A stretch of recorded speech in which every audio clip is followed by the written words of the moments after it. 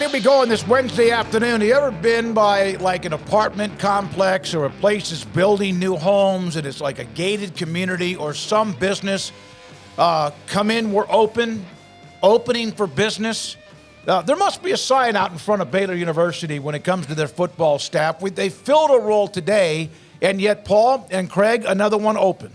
Yeah, Baylor hired Mason Miller, who's been a coaching veteran for 25 years with Mississippi State, Tarleton State. I mean, a lot of different places. Worked for Mike Leach. And so they got their offensive line coach, which was only about a 2 to 3 day turnaround. So that was good that they got that locked in. But as soon as Mason Miller walks in the door, defensive line coach Dennis Johnson making big moves, going to the Baltimore Ravens out the door. So now they've got to hire a defensive line coach. Yeah, it's been a brutal couple of days for Dave Aranda, who's trying to save his job with their performance next season. That's the implications. That's the indications anyways, is that they've got to have a strong season to keep this train going as it has been the last 4 years. And so you lose two guys to Alabama yesterday. And I guess, was that Monday maybe? Was that Monday that actually happened? So you lose two assistants just when you had finally finalized your staff. They both decided to go to Alabama and join Kalen DeBoer. Okay, you turn right around, you fill one of those spots quickly with Mason Miller, as Paul just pointed out. Still need to go grab an inside linebackers coach to replace Christian Robinson, who joined Chris Kapilovic at Alabama. And before you can finish that second spot, and granted it's only been 2 days, now you have another job that you have to go and fill, and it's a guy who's been on your staff since you first came to Waco, in Dennis Johnson, who joined you from the staff at LSU when you first arrived here. And so was not expecting the NFL to come calling, quite frankly. I was pretty surprised to see that the Ravens were hiring him, but, don't know what had been going on behind the scenes as far as conversations. So congratulations to him. I mean, to go coach defense for the Baltimore Ravens and John Harbaugh is a huge step forward in his career and a great gig. But, man, didn't see that coming, and I wonder how much Dave Aranda could have seen that coming, and here's one of his original hires that's now also out the door. So that's the third coach in 2.5 days that has now left since they solidified their coaching staff. And, it's a mess right now. Well, there's two ways to look at it. He has a staff that other people wanted. That's the way to look at it. The other part of it is you wonder how much of the uncertainty with Dave Aranda after the last couple of years, if other coaches either on staff and or looking at those opportunities. But Mason Miller's got a pretty good resume. In fact, a good one. I talked to a couple of coaches who said, yeah, Mike Leach loved him. He moved out of Mississippi State.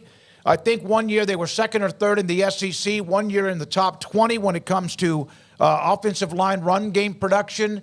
And then at Tarleton State, moved back into the state of Texas. So Mason Miller, he's now the offensive line coach. Now you have a defensive line coach opening, and the linebackers coach, of course, that moved on from earlier in the week. So there we are with that. You can use the business reference to say what you said there at the top, and that's all fine and valid. But when you say, well, there's a couple ways of looking at it, and one of them's, well, he hires great people. Well, that doesn't keep you in business.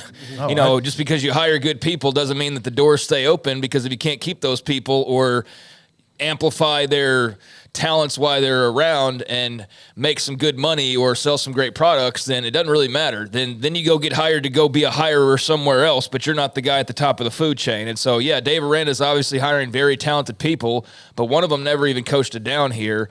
This one, in Dennis Johnson's case, had been around since the beginning. But, yeah, I mean, that's really putting lipstick on a pig. You're right, though. I mean, he's obviously hired some people who other people want, but, man, that's not helping his cause at all, because that's not going to be a thing where at the end of the year, if they've won 4 games, Mack Rhodes is like, we haven't made a bowl game in 3 seasons, but, man, you really can hire some really strong people. That's just not going to cut it. So, man, I feel for Dave Aranda, because you just thought at the beginning of the week, or maybe the beginning of last weekend, that you had finally solidified everything and you could take a deep breath, and 3 coaches have left in the time since then. So that's terrible for him and continuity. I got to throw this in there.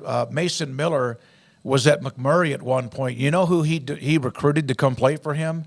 T-Rex. T-Rex. He goes, I could have gone to play football. I could have gone to Baylor and spent the same amount of money as I spent to go be at McMurray as a non-scholarship football player with Mason Miller. But so there's the backing. Here's the thing. Not Mike Leach, but T-Rex. I'll tell you, if he didn't have that Mike Leach on his resume, I might be calling Dave Aranda and be like, you sure you want this guy? What a T-Rex. Yeah. I don't know. So a lot of change. And some of the comments in the chat are, again, the instability of the future. I am going to look at it both ways. I think that, you're talking, by the way, Kapilovic was getting good money. That's a nice chunk of money that Mason Miller getting some of that. And I don't know his deal. We may not know that for quite some time. But the others moving on, it's just more of a pain in the ass, honestly, than it is anything else. You got to go find somebody else, and you wonder how long it will take. They turned around the offensive line coach with Mason Miller very, very quickly. Yeah, and I just don't believe either that the more you hire after hire that you're getting better and better guys. I don't think that it works that way necessarily. I think you start off with your top candidate and the guy that you really want, and then you go from there. And so Chris Kapilovic was obviously a stronger choice than Miller was. And so, that's going to be a spot that's very important, and hopefully he can come in and grab the reins. Obviously, he has no shoes to fill, really, because the guy he's replacing didn't even coach here when all was said and done. But, yeah, for the other two spots, very curious of what Aranda is able to pull off. But I think everybody around the Big 12 and for those around the country who even pay attention, because they're not a hot brand right now, unlike in years past. But for anybody,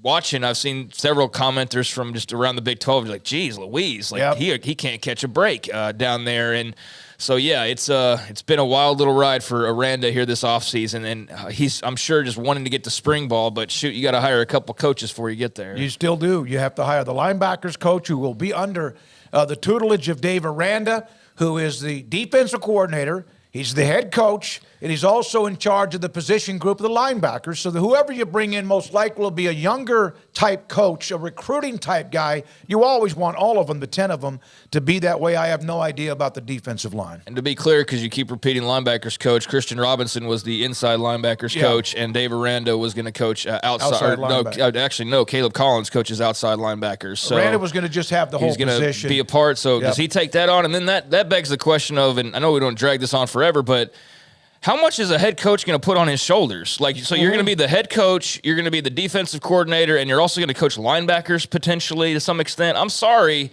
I know coaches dabble with position groups and keep a focus, but Nick Saban always coached the quarterbacks. Yeah. But, I mean, he's all he also wasn't the coordinator? No, he wasn't also calling the defense. It was just, there was never going to be a cornerback coach that he could ever hire that could do it like he did, and he wanted to keep his he wanted to keep some skin in the game in that. So, but it also, how much can a head coach take on under the gun like he is? Right. If Dave Aranda is coming off an 11-2 year and had to step into this for a year, I don't think we'd be like, well, he's going to do it, and then he'll figure it out on the back end, but, this will be fine. But when you're coming off a 3-9 year and you've been given ultimatums, then you have to take on more. It doesn't help. This does not mean to sound cold-blooded, but obviously there was a problem. He was the head coach who did not spend much time on defense because he was the head coach and Palad's a young defensive coordinator.